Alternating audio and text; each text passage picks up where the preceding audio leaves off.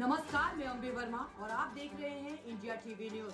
तो चलिए आगे बढ़ते हैं कुछ खास खबरों की ओर। पटना जिला प्रशासन ने छठ पूजा के मद्देनजर घाटों की सुरक्षा और सुविधा के लिए विशेष तैयारियां की है। पटना के डीएम चंद्रशेखर ने आज कलेक्ट्रेट घाट से लेकर लगभग 6.3 किलोमीटर की दूरी तक फैले विभिन्न घाटों का निरीक्षण किया। इस दौरान उनके साथ सेक्टर प्रभारी और अन्य प्रशासनिक अधिकारी भी मौजूद रहे। डीएम ने सुनिश्चित किया कि छठ पूजा के लिए बनाई जा रही व्यवस्थाएं मानकों के अनुरूप हो और किसी भी प्रकार की कमी को समय रहते ठीक किया जाए। निरीक्षण के दौरान डीएम ने निर्देश दिया कि पक्के घाटों की मरम्मत और रखरखाव का काम तेज किया जाए, शौचालय व्यवस्था में सुधार किया जाए और घाटों की सुरक्षा को लेकर पुख्ता इंतजाम किए जाए। दीपावली के बाद घाटों का एक और निरीक्षण किया जाएगा ताकि ये सुनिश्चित हो सके कि कोई खतरनाक घाट उपयोग में ना हो और किसी भी अप्रिय घटना को रोका जा सके। छठ पूजा के दौरान वाहनों के आवागमन पर नियंत्रण के लिए प्रशासन ने विभिन्न इंतजाम किए हैं। कलेक्ट्रेट घाट, एनआईटी घाट और अन्य प्रमुख घाटों तक जाने वाले रास्तों पर बैरिकेडिंग की जाएगी। इन स्थानों पर वाहनों का प्रवेश निषेध रहेगा और लोग पैदल ही घाटों तक पहुंच खबरों से जुड़े रहने के लिए हमारे गंगा चैनल नदी को का सब्सक्राइब जलस्तर करें और 70 बेल आइकन को सेंटीमीटर दबाना घटेगा, ना जिसे भूलें ध्यान में ताकि रखते हुए हर खबर की व्यवस्थाओं को अंतिम नोटिफिकेशन रूप आपको दिया जा मिलती रहा है। रहे। पटना प्रशासन छठ व्रतियों की सुविधा के लिए पूरी तत्परता से काम कर रहा है ताकि श्रद्धालु सुरक्षित और सुगम तरीके से पूजा संपन्न कर सके। चेयरमैन प्रशांत कुमार सिंह की खास रिपोर्ट। छठ घाटों का आज दूसरा दिन है। सुबह 6:30 बजे से हम लोग निरीक्षण कर रहे हैं।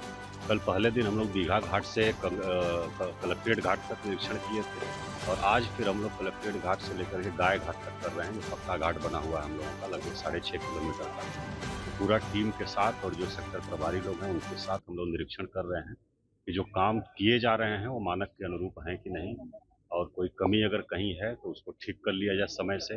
घाट के निर्माण में, संपर्क पथ में और जो घाट पक्का बना हुआ उसके रख रखाव में, वहाँ शौचालय, पेयजल की जो व्यवस्था है, चेंजिंग रूम की व्यवस्था है, वो सब ठीक हालत में है कि नहीं, और जो लाइट लगी हुई हैं सब वो ठीक है कि नहीं, इन्हीं सब का निरीक्षण कर रहे हैं। कुछ कमियां जगह जगह पाई गई हैं, उसको भी समय है, सुधार करने का निर्देश दिया गया है।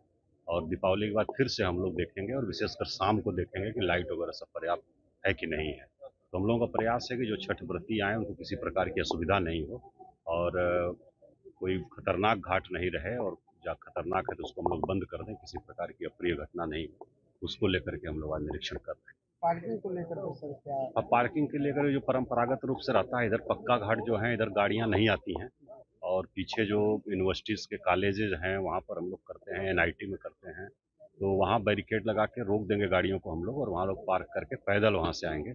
और इस पक्का घाट पर हम लोग देखते हैं प्रायः लोग पैदल आते हैं। अशोक राजपथ पर भी गाड़ियाँ कम चलती हैं इस पोर्शन में, तो सामान्यतः पैदल आते हैं, स्थानीय लोग आते हैं, और जो बाहर से आएंगे उनके लिए पार्किंग की व्यवस्था हम लोग पीछे किए हुए हैं, वहाँ पर रोक करके फिर वहाँ से पैदल आएंगे। पानी सूख रहा था, चुनौती हुआ था। हाँ, पानी थोड़ा सा घट रहा है, और पिछले साल छठ के समय जितना पानी था उससे 1 मीटर ज़्यादा पानी लगभग रहेगा इस बार, क्योंकि 12 दिन पहले छठ पड़ रही है पिछली बार की तुलना में, पिछले वर्ष की तुलना में।